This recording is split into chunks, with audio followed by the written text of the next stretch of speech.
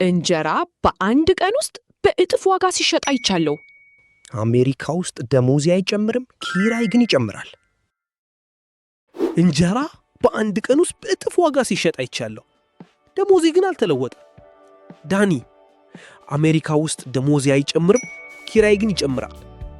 ግን እዚህ ቢያንስ መሬት አለን፣ እንስሳ አለን። አዎ፣ የማህበረሰብ ሀብት ከወረቀት ገንዘብ እየበለጠ ይቆማል። እንጀራ በአንድ ቀን ውስጥ እጥፍ ዋጋ ሲሆን አይቻለሁ፣ ደሞዜ ግን አልተለወጠም። ፍትሃዊ አይደለም። አዎ፣ የዋጋ ግሽበት ያማል። አሜሪካ ውስጥ ደሞዝ አይጨምርም፣ ኪራይ ግን ይወደዳል። ግን እዚያ ዕድሎች አሉ እኮ። ብዙዎች እዚያም የቤት ኪራይ ይቸገራቸዋል። እውነት ነው እንዴ? አሜሪካ ውስጥ የሪል ስቴት ባለቤቶች ይበለጽጋሉ፣ ተከራዮች ይጎዳሉ። እዚህ ደግሞ መሬት ዋጋውን ይጠብቃል። እዚህ መሬት ቢኖረንም ገንዘብ ያስፈልገናል። ትክክል ነሽ። ገንዘብን መረዳት ሁሌም ይጠቅማል። ሁለቱም ቦታ የዋጋ ግሽበት ደካማውን ነው የሚመታው። ስለዚህ ገንዘብን ማወቅ በጣም አስፈላጊ ነው። እናንተስ ምን ትላላችሁ? አስተያየታችሁን ጻፉልን። በሚቀጥለው ጊዜ ደግሞ ስለ ማህበረሰብ ሀብት እናያለን።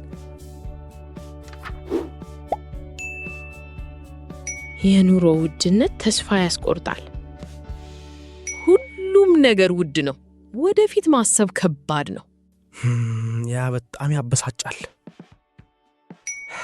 እዚያም እድል፣ ብቸኝነትና ዕዳ አለው። ግን የተሻለ ስርዓት አላቸው። እዚህ መሬት ከብቶች ዋጋቸውን ይይዛሉ። ግን ገንዘብ ከሌለ አሜሪካ እድገት ይሰጣል። እዚህ ማህበረሰብና ባለቤትነት አለ።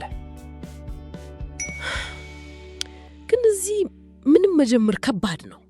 አዎ ከባድ ነው፣ ግን መረዳት ይረዳል።